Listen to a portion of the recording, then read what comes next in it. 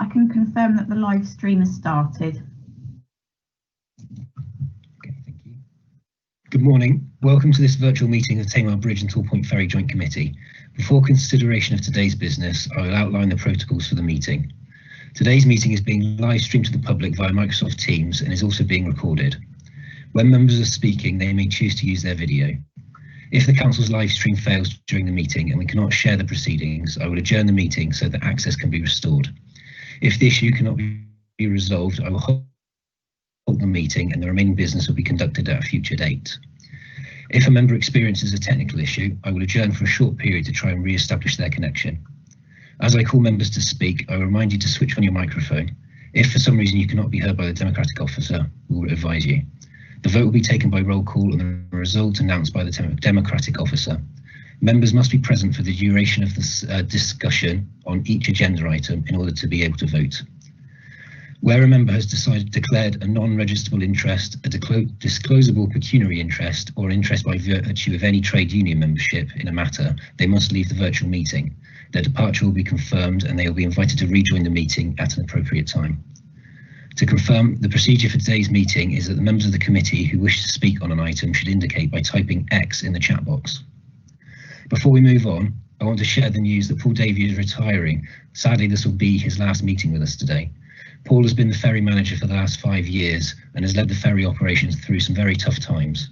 The past few months have obviously been very challenging with huge changes to the way the ferries have had to operate, but he has also had to deal with the increasing maintenance challenges as the ferries reach midlife. Through all of this, he has also been able to strengthen our relationship with our stakeholders, including Torpoint Town Council. Paul has done a fantastic job over the last 5 years, and I want to take this opportunity on behalf of the Joint Committee to say thank you to Paul for all of his hard work and dedication.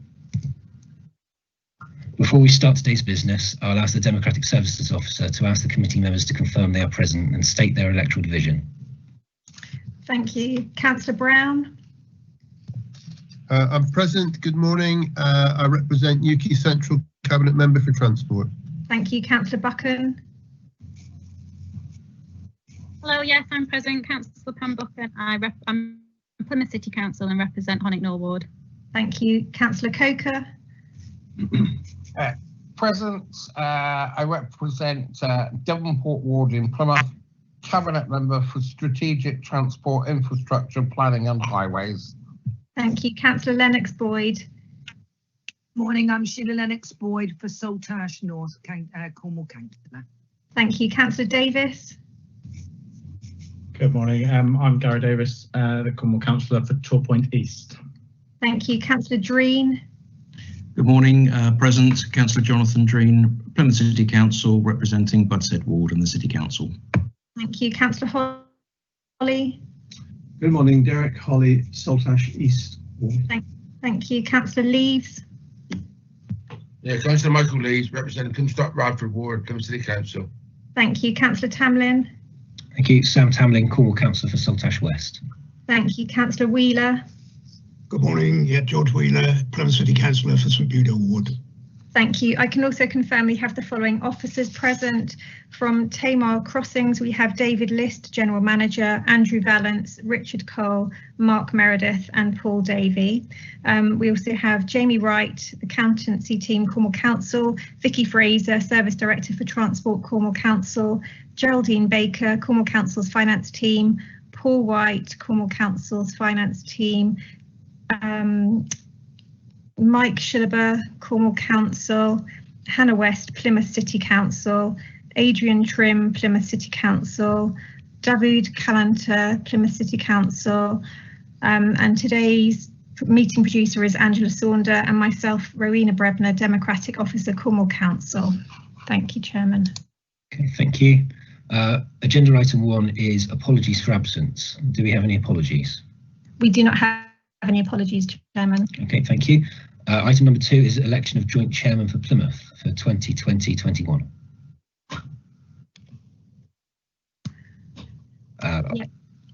Yeah, can we ask for nominations for the joint chairman for Plymouth following the resignation of the current chairman? Yeah, I nominate Councillor Coker, please. Thank you, Councillor Wheeler. Do I have a seconder? I'm happy to second that. Thank you, Councillor Buchan. So the proposal is Councillor George, proposed by Councillor Wheeler, seconded by Councillor Buchan. All those in favour?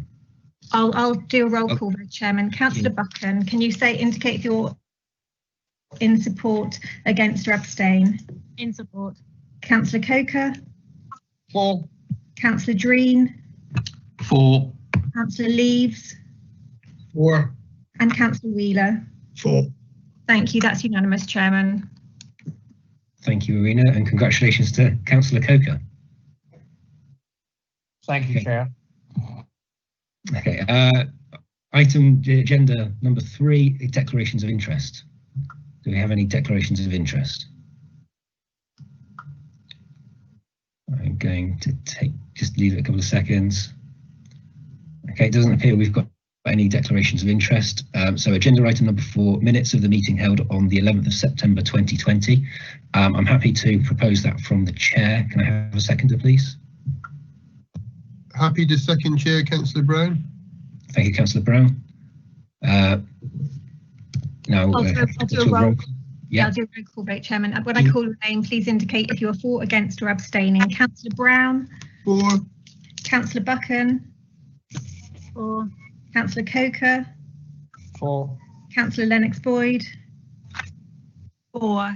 Councillor Davis? For.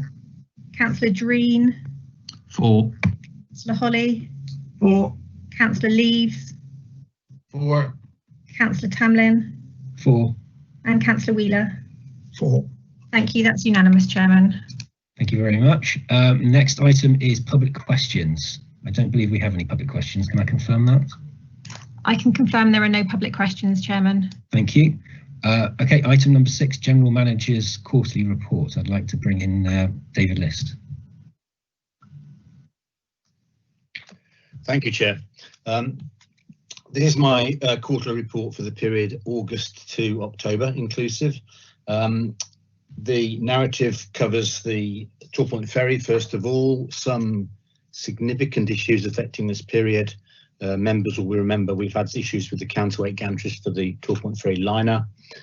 We were down to 2 ferries in August because of the staff leave knock-on effect of COVID and our shoreside tolling, etc.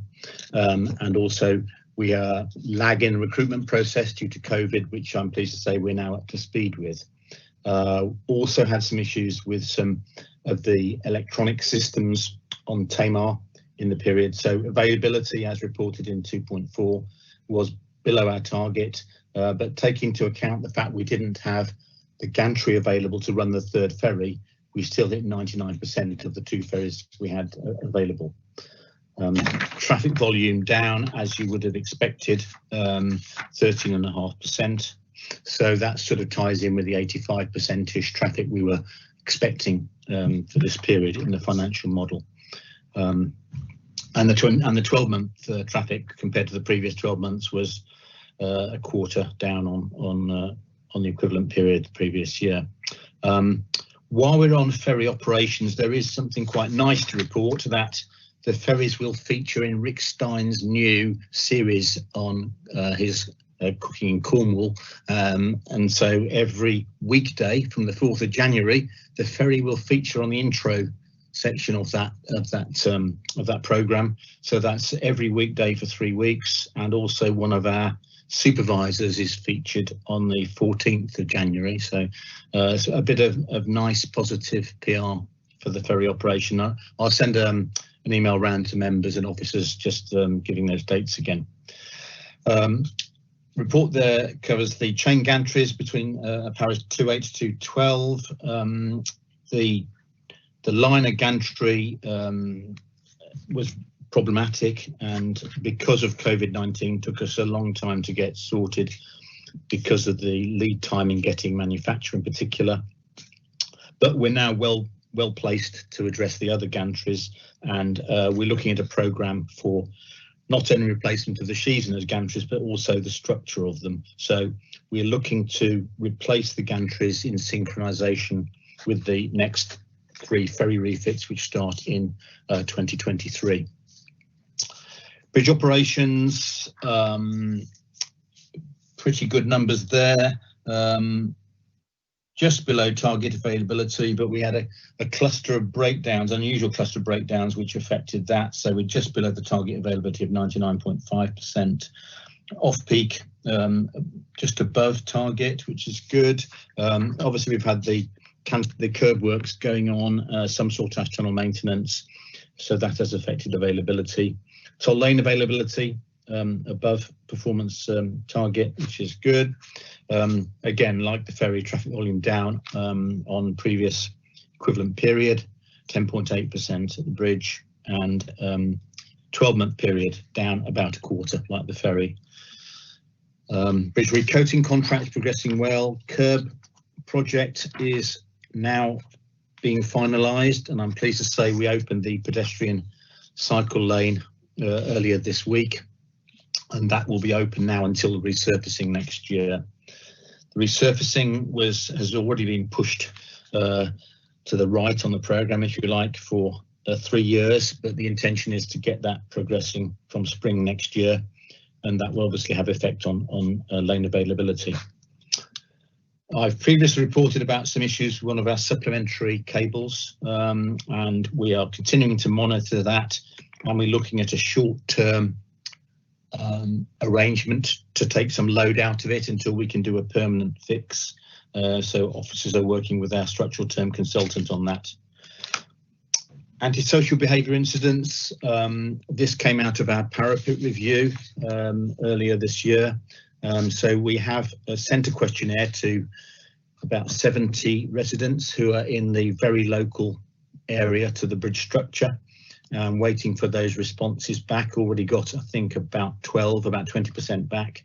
And we're also in parallel looking at some possible arrangements for parapets that could cater for some likely modifications, possible modifications rather. Also benchmarking with other operators around the country and around the world about any issues they have got and any solutions they have found to see if there's any lessons we could learn from them. The Learning Centre had to be closed during the November lockdown, but I'm pleased to say we are still very active, pairing up with the box to offer some combined events. Had a school visit, which was very well received. COVID-19 continuing to have effect on us, of course, but we're tolling as normally. Traffic numbers are still depressed, but we are reporting on the income effects of COVID in later reports in this meeting. Toll Refresh project has progressed well, and we're now finalising sort of the back office bugs. Now the system's been implemented, but that's been refined over the next few weeks. Toll revenue, the numbers in this report are sort of blurred really, because we had a toll increase last year, but the traffic is down, so the percentages in there are perhaps less relevant than the numbers you'll hear later in the financial reports. Nothing problematic really in terms of health, safety, environment to report, or environmentally. There's some quite positive things there in Para 260 about some green initiatives, if you like, with cycling, e-bikes and vehicle charging. Staff absence is relatively low compared to historic levels, 9.6 days per employee, and nearly 2/3 of that is down to long-term absence. 8 new starters in the period. That's because we deferred recruitment during the COVID lockdown, but we're now up to establishment. And obviously we just heard about Paul Davey retiring, and we've had 1 resignation in the period. Had a national pay award in the period, 2.75%, so that's affected our pay scales, and you'll note that in the pay policy report later. Journey time monitoring, we have now got some of the sensors I've been talking about for some time, so we're getting the data in from those and looking at the appropriate routes to report on in future meetings, but we'll be able to report on some longer routes than just entering the marshalling lanes at the ferry and leaving them, and also on the A38 some longer some longer stretches of road to make more meaningful journey time reports. Peer Challenge Action Plan has been updated. A lot of that has been on hold because of COVID, but I've put a revised plan at Appendix 7 with some new dates. Communication engagement has been critical during this period. A lot of frequent reports about the state of the crossings, about the tier restrictions. So we've made full use of our communications internally and externally. I think that concludes my report, Chairman. If anybody any questions, I think we've got questions from Councillor Holly. Thank you, Mr. Chairman. Thank you, Dave, for your report. First of all, we did agree, as over last some of the time before, to have a separate line for the parapet works. And it just simply added on as a bit of something else. So perhaps we can go back to having a separate line for that, with a heading each time, so it's not lost in the all the other detail. But my questions actually are, first of all, resurfacing. Can you just remind me, please, from what you said in your document, David, there, you said when resurfacing be reduced to a maximum of 3 throughout the works. Is that 3 lanes plus 1 for pedestrians, or 3 with 2 out? That's 3 with the shuttle bus and bus service. I don't think there's any phase where we don't need to use the shuttle bus and bus service with the pedestrian cycle lane closed. So, in other words, there'll be 3 with 2 out all the time? That's right. Okay, got it, thank you. Just remind me, this is only because somebody asked me and I couldn't give a proper answer, David. What is exactly so special about the tarmac, this tarmac covering, this 2-inch thick covering that makes it so expensive? Okay, obviously the weight is important because it's a suspended structure. So the thickness has to be it can be as thin as we can go without risking it breaking up too soon. So there's a balance to be struck between the weight and the longevity of the surfacing. So we've got just under 2 inches, 42, 44 millimeters of surfacing for that reason. So it needs to be thin for its dead weight because it's adding load to the structure. We also have to bond it to the deck. If it was just left floating on the steel deck, it would have limited life because it would break up much more easily. So we effectively stick it down to the deck. That helps the surfacing last longer, but it also helps the deck last longer because the two work compositely, if you like, and help each other. So the thickness is reduced because of the weight. So we need a strong material that can be laid in a very homogeneous, consistent way, and that can be stuck down to the deck. And the reason it needs to be strong is that we don't want to keep going back to it to do running repairs because obviously there is no easy diversion route. So it's good that we can reduce the intervention requirements over the next 20-25 years. So I think those are the key reasons. Okay, thank you. Yeah. So it is a sort of tar composite with just perhaps smaller particles or whatever. It's quite a specialised mix. The mix we used for the strengthening and widening project was what you call mastic asphalt. It's quite a runny tarmac, if you like, compared to the normal machine laid paving that you'd see on the highway. The surfacing we use for the Plymouth sidespan is a proprietary asphalt called Gus asphalt, which is a particular mix that has to be laid in a very careful and specific way, and the limits on the temperatures of all the delivery and everything are much tighter for these more specialized materials. Okay, I've written all that, most of that down. It's because I'm sure we will be asked why it's so expensive. I think it's a good point, though. I think we'll pick up on that with our press release about why it's so particular. Yeah, it'd be really good. Thank you. Yeah. Thank you, Dave. The next question is a very simple one, I think. Is there on the cable issues and the cables with the holding the cantilevers, the extra ones are put on? Is there any update on whose responsibility, stroke fault, stroke who's going to pay the cost it is? Because as you know, the main cables are 60 years old this year, whatever it is, and the new ones are 20 years old this year, and it just seems such an early stage for them to go. And I think I asked this before, and you said that you would give us an update at some time on whose responsibility it might be. I think it's fair to say we're still investigating the cause of these failures of wires around the perimeter of the cable. So I can't give you a clear answer on that. Two of the cables are showing this and the others aren't. But so I don't think there's no common fault in the cables, and we're trying to investigate the reasoning for it. The measures we're going to take are to take some load out of it in the meantime and to protect the exposed wires from the elements.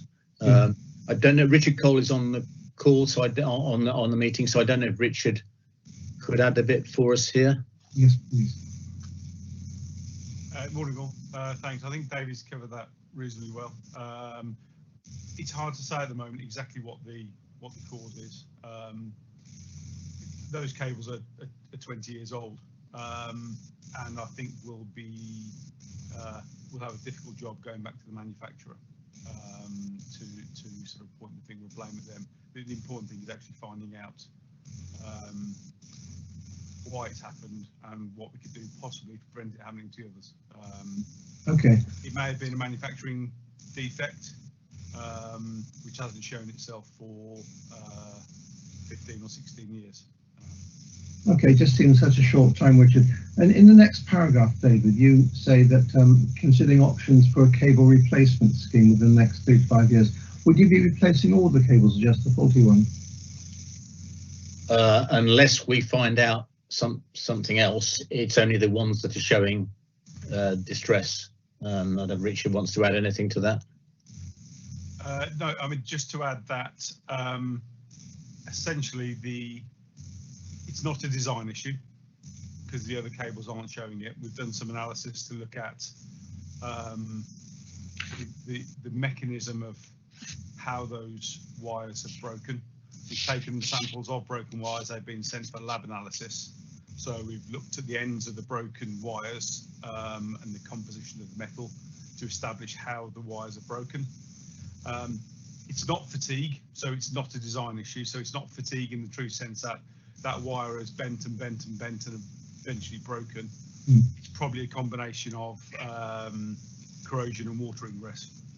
And you start off with a very tiny corrosion pit, and that corrosion pit gets slowly worse with a little bit of moisture, and it eventually the wire cracks. And so we believe that to be the cause, which is why it's quite difficult to apportion blame.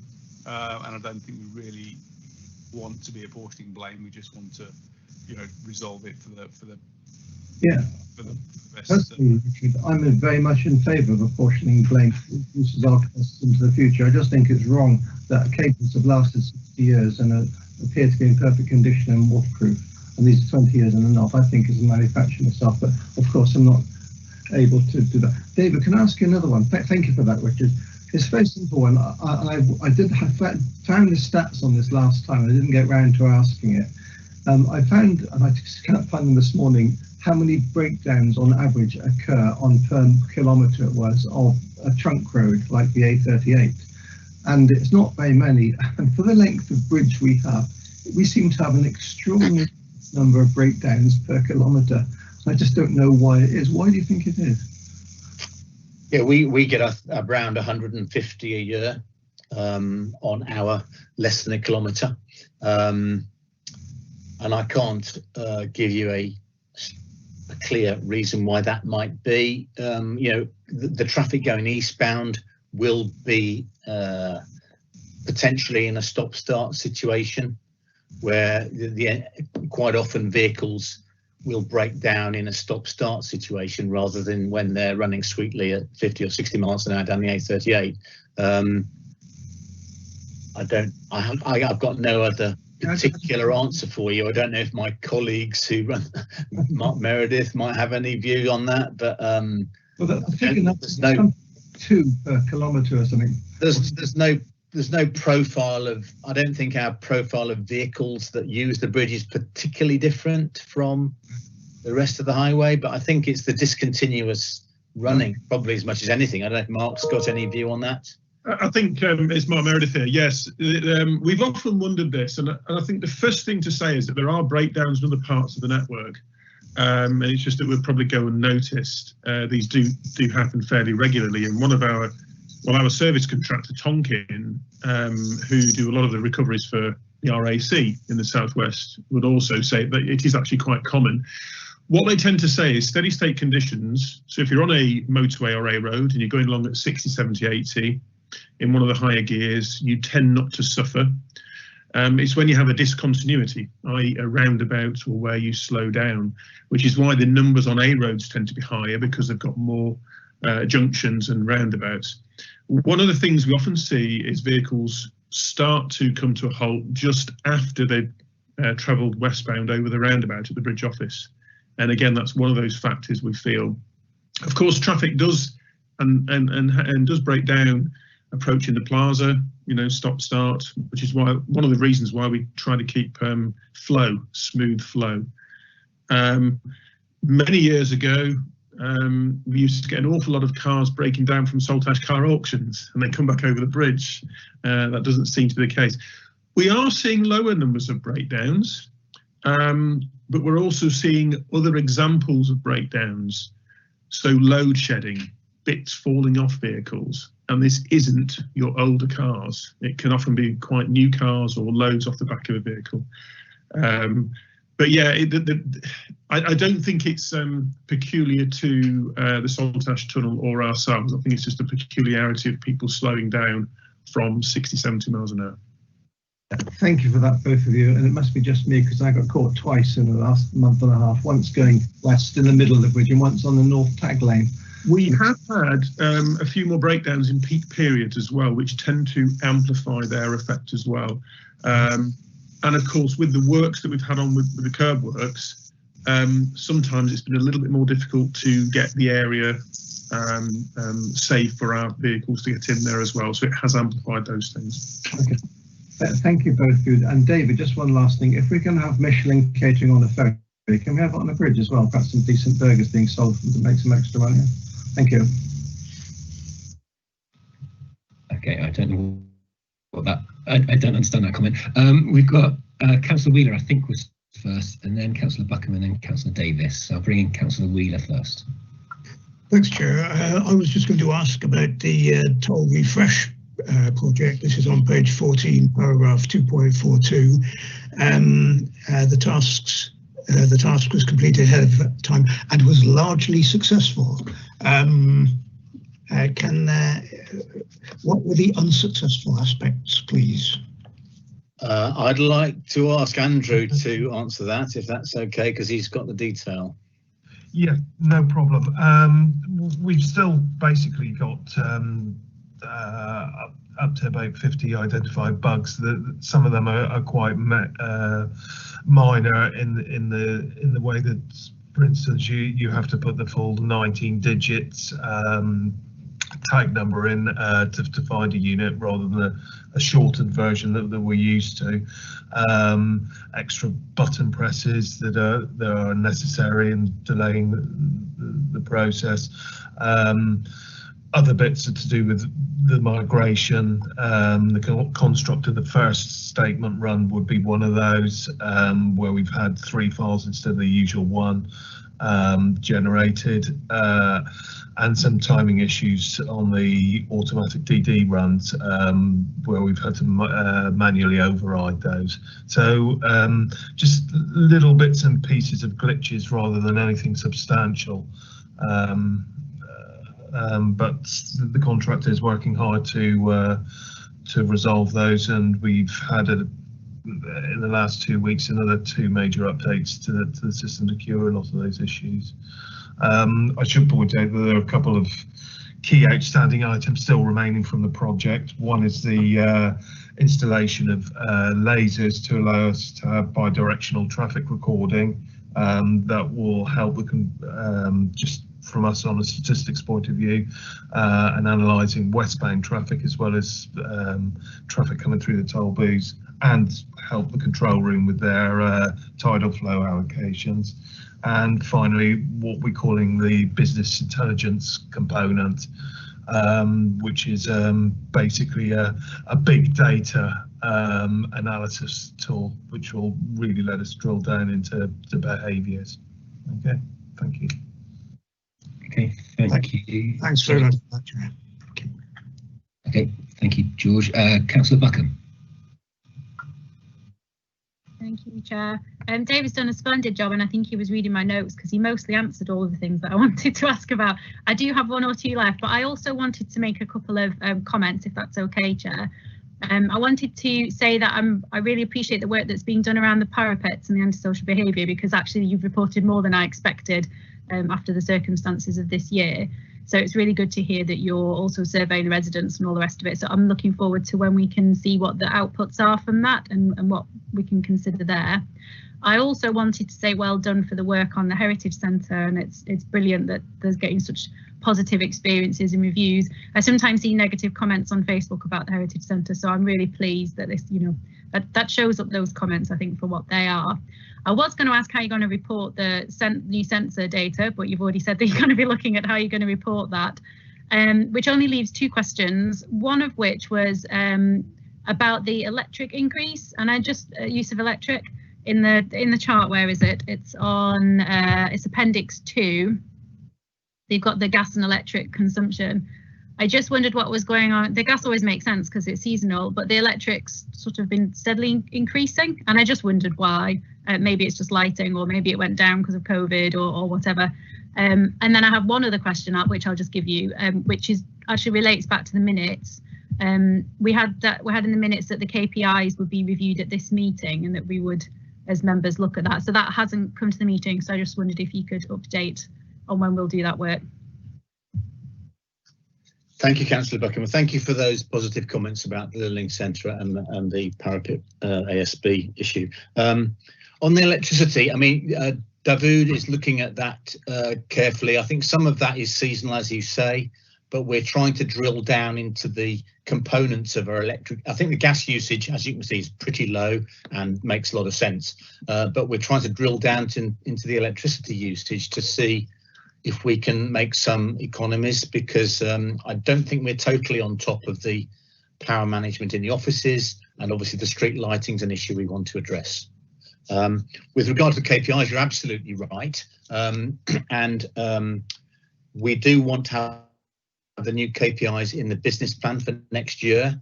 I'm proposing in a later report about having a workshop for members in January. So we will circulate the current, the KPIs are there for you to see, but we'll remind you of them by circulating them and asking members if they've any thoughts on what else they think we ought to be reporting and measuring ourselves against. I don't think we'll be able to incorporate everybody's aspirations, and there've got to be some reasonableness in how much we report, but we've had those in place. They haven't evolved an awful lot in the last 4 or 5 years, and we perhaps need to refresh them. Hopefully that answers your questions. Thanks. Yeah, thank you, David. Okay, thank you, Pam. I'll bring in Councillor Davis next. Thank you, Chair. Thank you, David, for the report as usual, quite comprehensive. I do have I have 4 questions, if I may. First one relating to the ferry maintenance. You may recall some 18 months ago, I was regularly asking for some form of report in terms of the ferry maintenance, looking at the common failures and the root cause. And we've seen, and I've had conversations and seen some output. I wondered if we're any closer to having a more comprehensive report rather than just the little ad hoc updates that we've had from the team. 2, it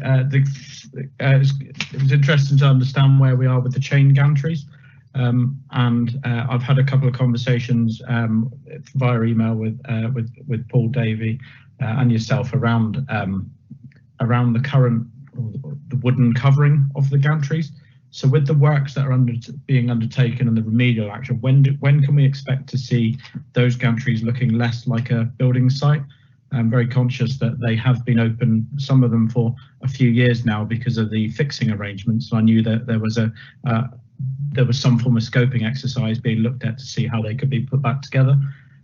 It's something I'm being regularly asked about by an individual in the town, so it'd be good to understand when they will look less like a business building site. Third one was back in July. You may recall at our meeting, we agreed that a paper should be come to the committee at a future date relating to the ferry and the bridge being considered as a joint strategic operation, just to sort of show that underlying reason. And I wondered, are we any closer to seeing that paper? And then finally, I wonder if you could give us an update on the lights on the Devonport side of the ferry at the moment. They're currently down and being manned manually, if you like, with some cones. I wondered if we've got an update on that, please. Thank you, Councillor Davis. I may need a bit of help from Paul on this, so I'll ask him to join us now when necessary. On the ferry maintenance, I suppose it's deciding what members in general want, how much detail they want. Obviously, you're particularly interested in the Torpoint crossing.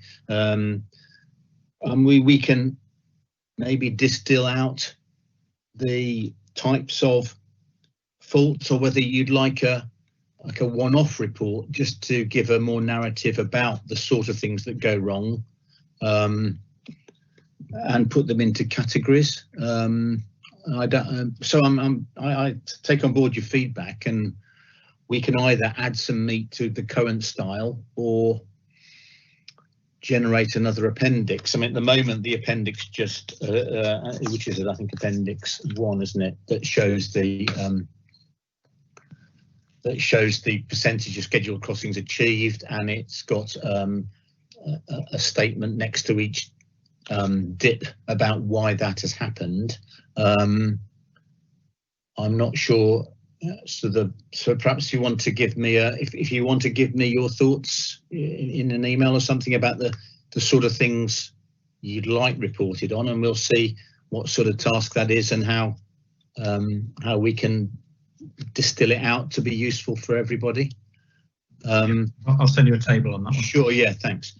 Chain gantries, well, we've not only had the problem with the liner gantries, but also because of it, we've been looking at the other gantries to look at the state of everything in them, not only the sheaves that handle the chain through them, but also the structure of them, because as reported, the youngest one is nearly 50 years old, and we've done a structural inspection of them at the same time. So that's why we've been reluctant to put the covers back on. I share your view. They look a mess, and we want to get them covered up again. But because we think we're almost certain we're going to change all the gantry structures themselves, we want to integrate with that project some more appropriate cladding arrangements that can be handled more easily, more modular, more consistent. At the moment, it started off in a nice, neat, large lat timber arrangement, but because of all the various activities we've had over the last decades, they've got into a state. So we're going to put what we've got back up as best we can, but look at a better cladding, a more attractive cladding system for the future generation of gantries. The paper you referred to about coming to you with an integrated, the way the two crossings are together, an important strategic link across the river. Can't remember the detail on that, to be honest. I think it came out of our discussions about seeking support from, was it associated with seeking support from government for the crossings? And I can't really remember who was tasked with that, so I have to own up and say I have done nothing on that myself. I don't know if the parent authorities officers are. We are talking to Highways England and DFT about the bridge in particular, and also the ferry has been raised as an issue. But I think between the parent authorities and my team, we need to decide how we're approaching that. But so I don't know if you can refresh my memory anymore about that, the paper you're citing. On the last thing, the update on the gantry lights. The controller that operates the red, amber, green phases on the lights has failed. It is 30 years old. It's one of the items we were going to replace under the marshalling area upgrades both sides of the river, but unfortunately it has failed before we could do that. So it's 30 years old and we can't get the spares in UK. So some bespoke spares are being manufactured as we speak. And also our maintaining contractors looking at a simplified control version, just using relays to do it next week. So I'm hoping by the middle of next week, we'll have at least that temporary fix in place. We don't want people walking around in near live traffic, even though it's slow speed traffic. We don't want them out in this weather, you look out the window. So we're trying to minimize that period. Unfortunately, it's an obsolescence issue, which we should get with electronics to this sort of age. The project we had planned for this year, which is now being pushed to next year, will address that. So anything we do now, we want to be consistent and compatible with that upgrade for the whole marshalling areas. I don't know if Paul has got anything to add to that in some detail. Thanks. The spares should be available probably today, start early Monday.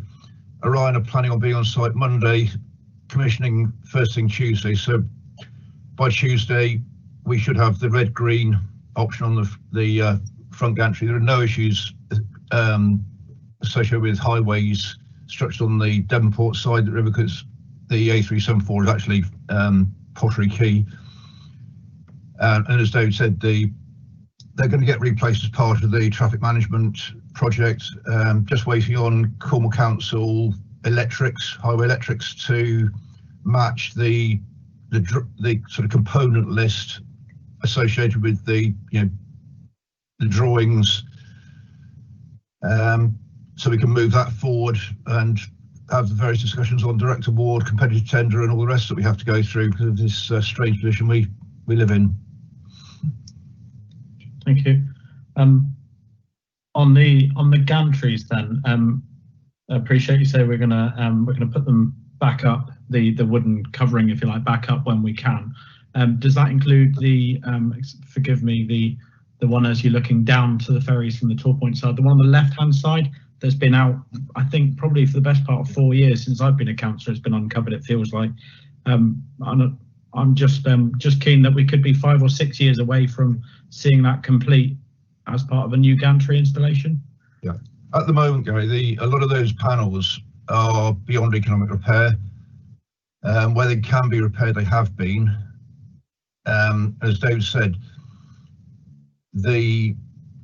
with the outcome of the very recent surveys on the gantries and this proposal that it's more than likely the gantry is going to need to be completely replaced, there's a balance of spending probably £20,000-30,000 per gantry to reclad them, or we get a acceptable and tidy interim solution, being conscious of the money, and also one of the things in my hand is make sure that the cladding solution is included in the design solution for the gantries, as opposed to the best one in the world, almost an afterthought on the current model when you look at the securing arrangements. So I'm conscious of the fact, yes, I want it to look tidy, absolutely, but we also need to be cognizant of the outcome of the recent surveys and the capital outlay involved in moving that project forward. I think from a local councillor point of view, then that is the first impression that you see when you enter Cornwall and when you enter Torpoint, and it's therefore it would be it would be a shame if that's like that for an extended period of time. So I would encourage an interim solution. Yes, please. No, but it is being looked at as a tidy solution. Okay. And on the strategic assessment, your vague remembrance, David, is very similar to my vague remembrance. Just conscious that we need to do it, so we'll talk offline on that one. Yes, for sure. Thank you. Okay, thank you, Gary. I don't have any other hands apart from Councillor Holly, so I'll bring Councillor Holly back in. Thank you, Mr. Chairman. Did you cover the pay policy statement? Did you refer to that, David? Was that in your section?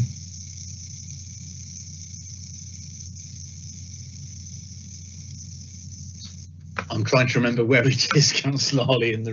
I know it's there. It is within the general manager's report as an appendix. Sorry, of course it is. Yeah. Effectively, it's the document that was presented in March this year with the agreed pay rates now inserted into that report. There are no other substantive changes to that document. Well, thank you. That's the point I was hoping to make, because when Andrew and Dave, when we have these sorts of statements put in, and we have several per different sorts, would it be possible to put in italics any changes to save us comparing to and going through it? Just make it much easier, and then we have no nasty surprises when people ring us up saying things. Have you seen the pay policy statement? Because we've missed it. So if in future it would be, if it's not too much work, if you could sort of outline, obviously not in colour, but in some way, I'd be really grateful. Otherwise, I'm quite happy with it. Thank you. We'll look at that. Thank you. Okay, thank you, Derek. I've now got Councillor Lennox Boyd. Thank you, Chair. And thank you, David, for all the hard work that you do, and especially under these circumstances. You know, we are very, very grateful to Saltash. Mine is, I'm very pleased to see about the environment, and I would like to know that you've got the cycle lockers for the Devonport side. Are we promoting this, and are you finding a lot of use for these lockers? Because I've looked back to your power marketing, and it says that there's no change for people walking or cycling using the ferry. Okay, the cycle lockers, we're facilitating a Plymouth City Council initiative to put, I think it's hundreds of these lockers around the city. So they have asked them to go in our location rather than, to be honest, have to own up, we didn't promote this. We facilitated their installation. So I'm not sure what their planning was to choose that location in terms of routing. And they've only been in well, not actually, I need to check with Paul whether they're actually in now or not, or Davood, because and I can't comment on any usage. I don't know if Davood is there or Paul can comment on the installation situation. Oh yeah, I can let you know. So we requested them from Plymouth City Council as an option for our travellers, to give them extra space for storage, etc. My understanding is that of the lockers, a couple of them are in use at the moment, and we're taking a view whether we should be installing any more of them at the moment. That's about all I can really say about it at the moment. Fine, that's lovely, thank you. And just one other, if I may, Chair, about the EV points at the other side of Plymouth side to the Tamar Bridge. How many have we got going in, and are they going to be like a fast charge? They are two, and they are 22 kilowatt charge, which is, I think, they sort of not the fastest, but fast charge. They're in use. Well, they're available now. I can't tell you if they've been used. They're only offered from early this week, so I can't tell you if anyone's used them. But I've just had a message this morning about somebody asking if they can stay overnight and fully charge overnight. So we'll have to answer that question. Okay, but thank you very much. Thank you for your time. Okay, thank you, Sheila. I've now got Councillor Coker. Or I did. I think I will. Thanks, Chair. Yeah. These cycle lockers are a part of a huge extension of our walking and cycling in Plymouth, and it was to encourage both people who want to come over both ways to be able to have somewhere to store their cycles. We're putting a massive press release with our climate emergency in January to highlight all the facilities that we're putting in. So hopefully for Councillor Lennox Boyd, that answers the question. Thank you. Thank you very much, Councillor Coker. Thank you, Mark. I have no more speakers, so I'd like to move to the vote, but I'd like a proposer and a seconder. Chairman, this report is just for information. We just need to note. Just noted. Okay. Do we still need to go through the? No, there's no need to do so. You can just move on to the next item on the agenda. Okay, thank you very much. I'll move straight on to the next item agenda then. It's item 7.1, budget monitoring. I'm going to ask Andrew, I think. I think it's actually Jamie. Okay, I'll ask Jamie. Jamie, right. Thanks, Jamie. Hi, yeah, so just going to run through the latest budget monitoring for the period up to the end of October 2020. The report is based on the forecast that reflects the revised estimates following the COVID situation, the period of non-tolling, and the reduced traffic flows over the bridge and the ferries. Within statements within Annex 1, it shows the forecast outturn position for 2021 and compares this against the revised budgets to the end, which was revised back in June following the COVID-19 situation. At the moment, the reports show an overall deficit of that needs to be changed to 1.056 to 1.140, following the changes we made yesterday within the reports. And that's due to the effect of, which includes the period of non-tolling and reduced traffic flows. Expenditure is also reduced against profile due to some savings within the operations.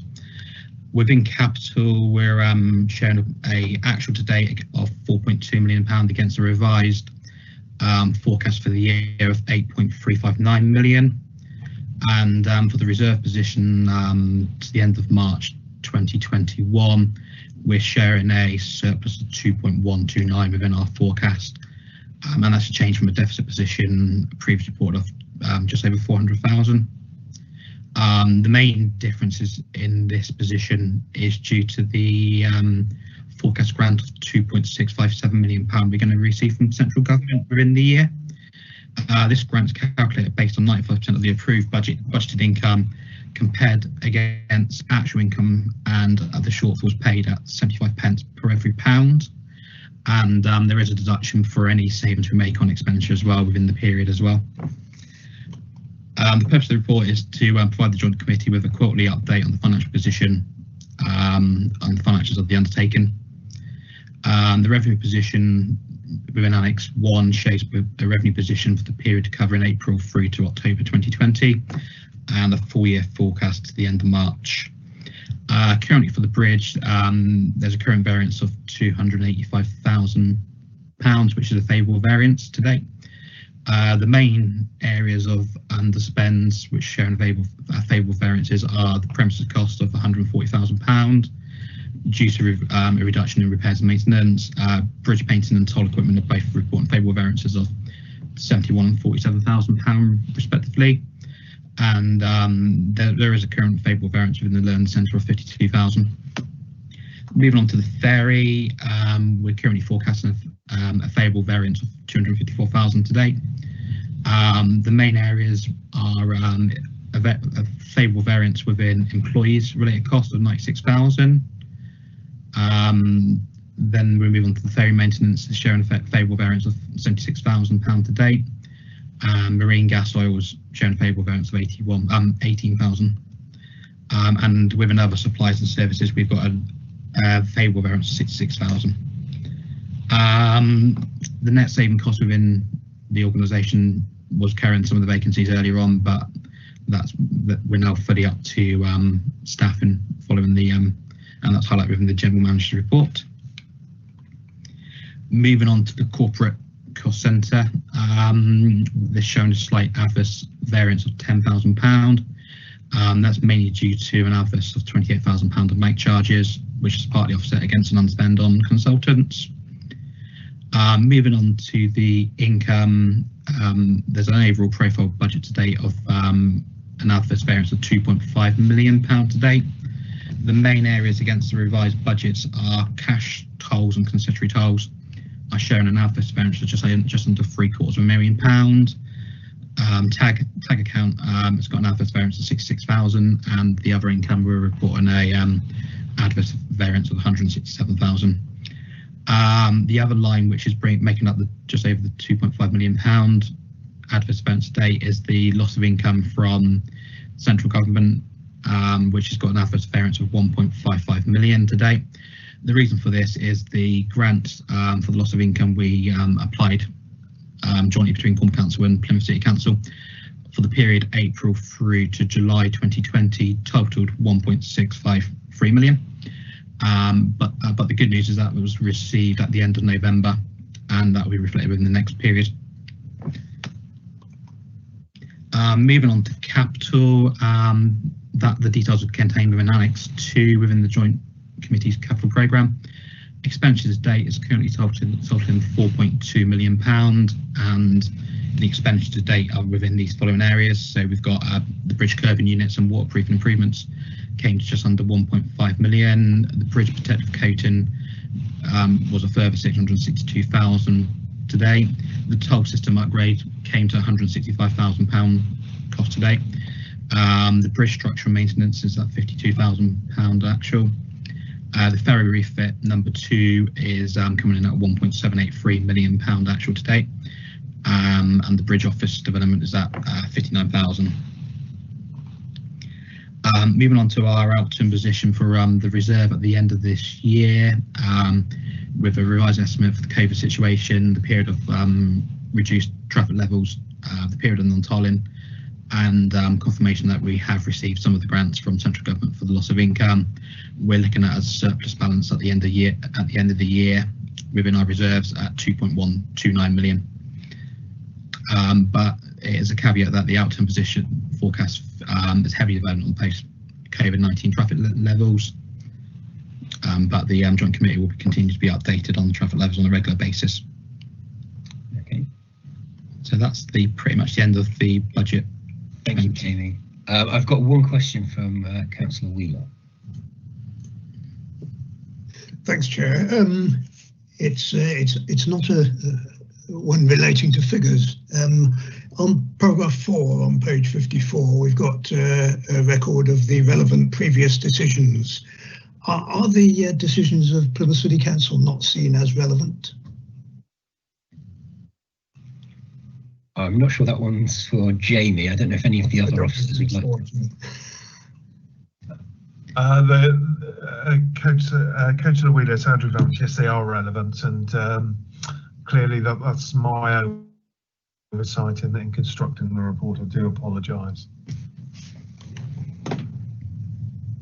Okay, thank you. Apologies for that, George. I don't have any other speakers. So this report's to be noted, so I'd like to note the report. I meant to go to a break before this report, so I'd like to do a quick 5-minute break just so everybody can get away from the screen, and we'll be back with 7.2. If we could all be back at 11:03.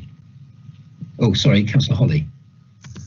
Yeah, can I just come back to the comment that was made by Angela before about not noting or voting on these reports? Is it the only committee where we're not going to vote on a noting of report, because other committees we still seem to do it? I just want to make sure that we, for future reference, that we are doing this properly. It just seemed odd to me. Perhaps Angela can comment on that.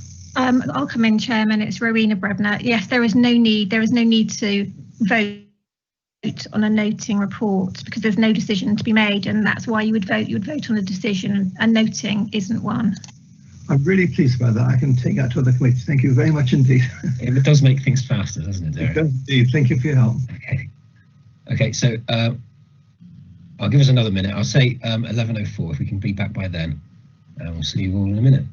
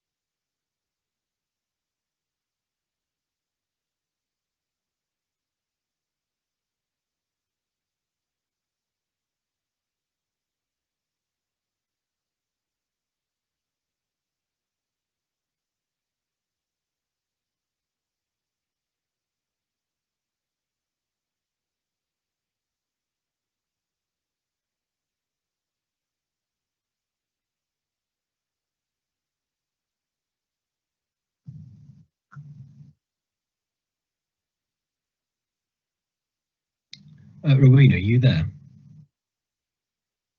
Yes, I'm here. Yeah. Do we need to check that the councillors are back in? Yes. Yeah, I'll do a roll call. I mean, it's 11:04 now. I'll start doing the roll call now. Okay, when I call your name, can you confirm you're back from the break, please? Councillor Brown? Yes, I'm back. Thank you. Thank you. Councillor Buchan? Yes, I'm here. Thank you. Councillor Coker? Yes, I'm here. Thank you. Councillor Lennox Boyd? I'm here. Thank you. Thank you. Councillor Davis? Yeah, I'm here. Thank you. Thank you. Councillor Dreen? Yes, present. Thank you. Thank you. Councillor Holly? Present and correct, ma'am. Thank you. Councillor Leaves? I'm here. Thank you. Councillor Tamlin? Yeah, present. Thank you. And Councillor Wheeler? Yes, I'm here. Not sure about correct, but thank you. Thank you, Irina. I'll move on to agenda item 7.2, which is the revenue estimates and capital programme. I'm going to guess it's Jamie Wright again.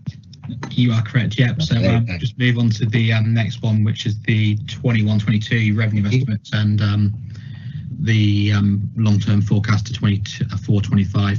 So within the recommendations, it's to obviously approve the 21-22 revenue estimates and capital programme, and to note the long-term forecast to 24-25. So the report sets out and considered for approval the proposed 21-22 budgets for the Joint Committee, with indicative figures going forward for 3 years, 22-23 through to 24-25. The reserve position at the end of March 21, we're forecasting from the previous report at 2.129 million. Indication for the future years that the reserve position will be below the £2 million mark through to 24-25. And as of 22-23, there'll be no reserves remaining, and at the end of 24-25, currently there's an adverse balance of 9.272 million. The purpose of the report is to run through the current forecast budgets for the future years. For the future years, we've used the following inflationary rises, so from 21-22 through to 24-25. Inflationary, we're using a 2% inflationary rise on the expenditure. For interest receivable, we've got a 1% increase year on year. For anything within our capital programme, which is within the existing borrowing before the 1st of April 2019, is forecasted at 4.68%. And anything which we've got on a new borrowing from Cornwall Council from the 1st of April 2019 is at the new borrowing rate of 3.38%. Within the proposed figures we're going to set out within Annex 1. So just going to go through the different areas and highlight the changes between 2021 latest forecast and the 21-22 proposed budgets. So within the corporate area with the income, that between the current revised 2021 figure to the revised 21-22 proposed budgets, based on ongoing forecast of 90% ongoing traffic levels, the income budget is going to be rising by £357,000 compared to the revised 2021 figure. Within the budgets, there's a decrease of £58,000 within the tag statement budget, and that's basically resulting in the savings within the completion of the toll refresh project. And the tag purchases will be increased by £30,000. Within the bridge, overall it's going to be rising by £298,000 compared to the previous financial year of 2021.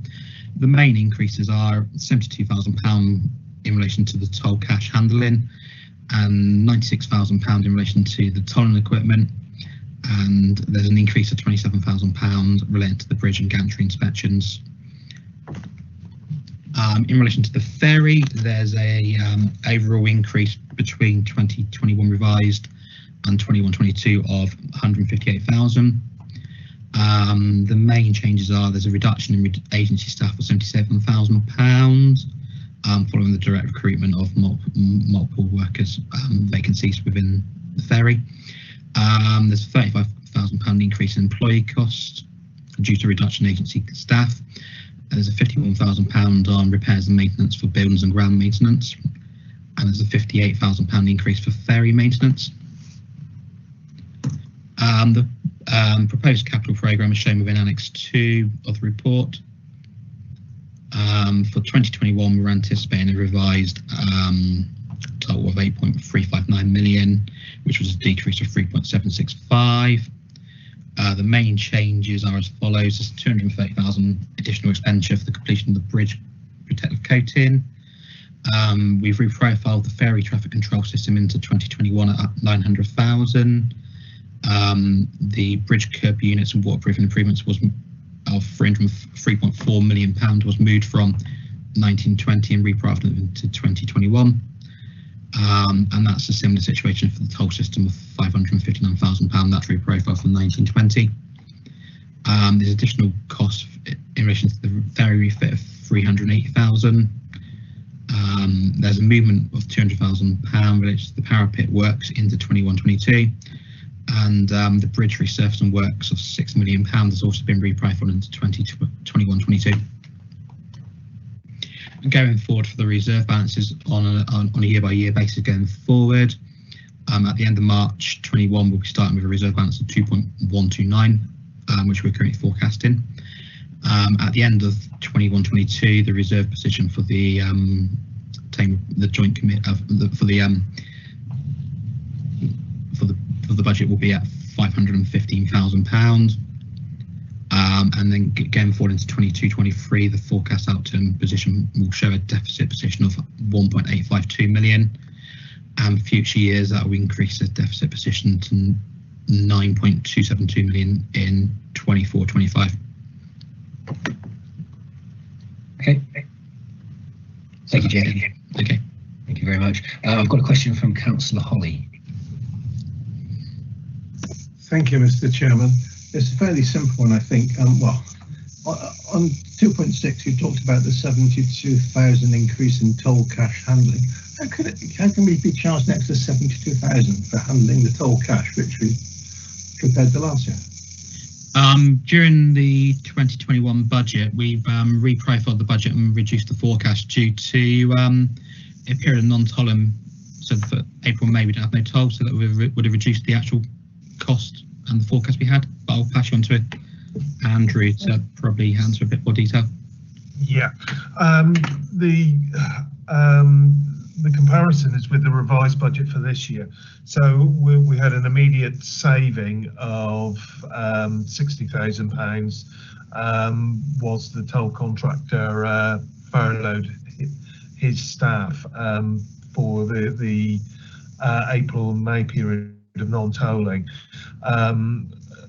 There is also an indexation of that contract, recognising the fact that most of the costs are related to employee costs and therefore are going to be subject to minimum wage increases, etc., rather than any pay freezes implemented through the public sector.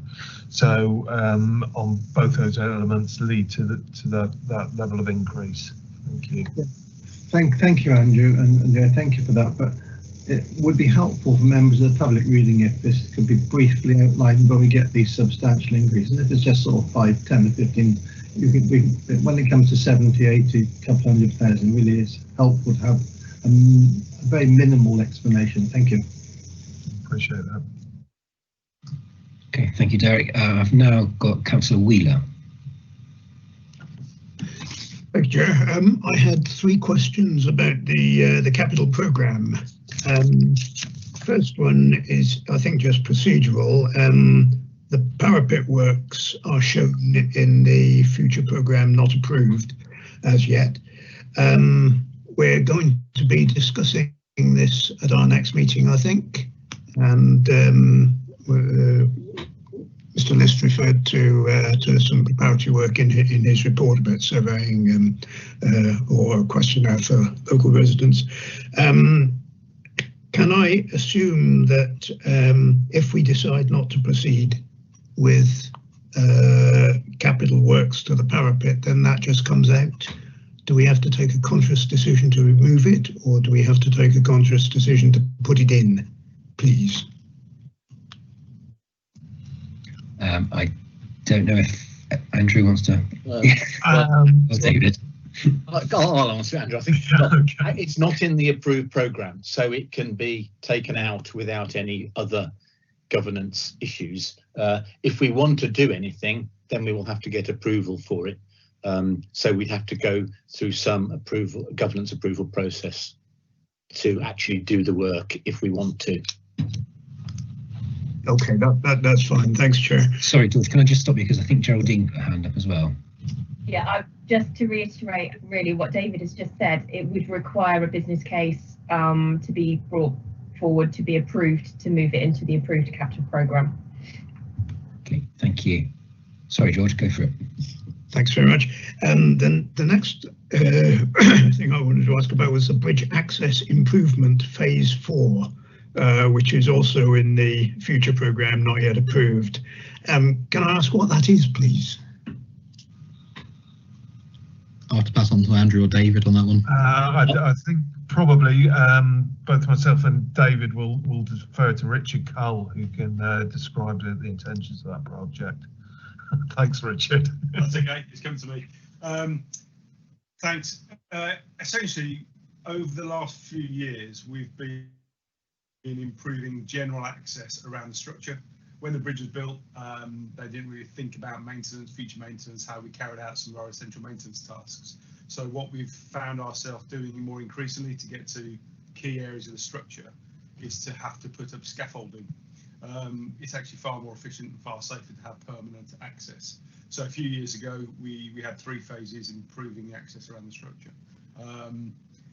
With the budget at the time, we couldn't complete all our sort of required improvements. So this next phase would be to incorporate and improve areas to, or improve access to other areas of the structure, such as expansion joints or other sort of difficult areas that we currently can't get to.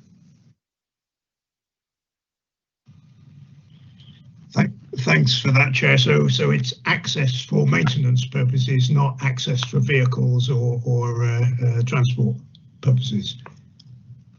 Exactly that, yeah. Access for our own maintenance and improvement, yeah. Okay, that's fine. Thanks, Chair. The other thing I wanted to question was something that's in the current programme, the bridge LED lighting. I mean, we put this in several years ago when funding was not seen as very much of a problem, and it seemed a nice thing to do. I've never supported it myself, but now with funding a much more critical issue, where we are likely to be considering a toll increase shortly, despite the government support. It seems to me that to justify a toll increase when we had one very recently, we're going to have to demonstrate that we are looking at all non-essential expenditure. I see this as non-essential expenditure. It's a vanity project. And not only that, but it's increasing our electricity consumption at a time when both our parent authorities and ourselves have all subscribed to the concept of a climate emergency, and we're increasing our electricity usage for no really very good purpose. So I want to question that, and if there's any support, I'd like to propose removing it. Thank you, Chair. Chair, I will just cut straight in here. I think if we put the word street in there, it would have been more meaningful. Bridge LED street lighting. So this is to implement the LED heads on our street lighting across the bridge, not the architectural lighting, Councillor Wheeler. So apologies if that misled you.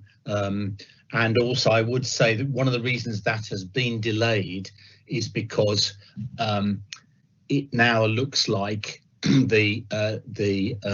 just the heads have got to be changed, but the street lighting columns as well, because of their age and their connection to the deck. So I don't know if Richard may have something to add to that, but that's the situation. Thank you. I think I completely misunderstood that then. I thought it was referring to the architectural lighting, and in that case, I withdraw my comments, Chair. Thank you. Okay, thank you, George. Did you have any other questions, George? Sorry, I unmuted. No, that was all I wanted to ask. Thanks, Chair. Okay, thank you. The next person in is Councillor Brown. Yeah, thank you, Chairman. Just to reassure everyone, if we do change to LED, which is what we're looking at in Cornwall and with all of our street lighting, there will be a significant saving long term in terms of energy and the ability to dim the lights and switch on and off without detriment to the bulbs. So that's going to be a real advantage. My question was around the long-term decline in our reserves. On the 4th of December, we had a Subnational Transport Board meeting, and I raised then with the Department for Transport whether they'd heard any further from the Minister regarding investment from Highways England into the road across the bridge. They've heard about it, but they have had no further firm direction at this stage. And I think it might be timely if this committee wrote again to the Minister, just reminding her of the commitment that she gave, that she would instruct Highways England to open discussions so that we can actually look at securing the reserves going forward. Okay, thank you, Jeff. Is that, are you making an amendment to the recommendation? I'm happy to propose that if the committee are minded, that you write on behalf of the committee to the Minister, just seeking reassurance that the promises haven't been forgotten in the pandemic situation that they're trying to deal with at the moment. Okay, thank you, Jeff. Councillor Coker. Yeah, just happy to support Councillor Brown in that. Okay. Thank you. I don't have any further questions, so I think we'll go to vote on the alteration to the recommendations. I have a proposer and a seconder, so I think we need a roll call. Yes, Chairman. Did the two councillors wish to also move the recommendation within the report at the same time to have both of them included, or do you want to do it separately? I'm certainly happy to do that, Chairman. And Councillor Cook, are you happy to second that for the recommendation as well as the letter to the Minister? Absolutely. Okay, I'll do a roll call vote. Please indicate how you wish to vote when I call your name. Councillor Brown? For. Councillor Buchan? For. Councillor Coker? Councillor Coker? For. Councillor Lennox-Boyd? For. Councillor Davis? For. Councillor Dreen? For. Councillor Holly? For. Councillor Leeds? For. Councillor Tamlin? For. Councillor Wheeler? For. Thank you, that's unanimous, Chairman. Thank you very much. We'll now move on to item agenda number 8, COVID-19 financial impact and future financing. David? Thank you, Chair. Every report that members have listened to so far today have referred to the effect of COVID on our traffic. We've had the good news that government is giving us some support, but we're still well over £1 million down even with their support this year. So this report is really to sum up where we are. When we left this issue at the last meeting, we were asking cabinets to propose to full councils that we put the tolls up, tag tolls next January and cash tolls the year after. So this assistance from government has certainly given us some breathing space, but it doesn't mean our issue has gone away. And as Jamie's reported, at the end of next financial year, we're looking at around 500,000 reserves. And that really is, in a scheme of a 15 million turnover business, isn't a large level of reserve. So we can't forget this is looming still. And our current traffic model is assuming 90% traffic next year and subsequent years. And I don't think we've any reason to change that at the moment. We need to be prudent. We're currently hitting high 80% in the current situation. So I think it's premature to assume we're getting more than 90%. So this report is really just to sum up where we are since we left it at the last meeting. we've had the government support, but we know that we're going to be in deficit by 22-23, so we need to keep our eye on the ball. So the report reiterates the government support we've had. It also mentions the public consultation that we did in conjunction with the planned increase in tolls for January 21 and 22. We had good response from that consultation, about 3,000 responses, which is 9%. So it gives a statistically very reliable sample, and the report for that consultation is appended to this joint committee report.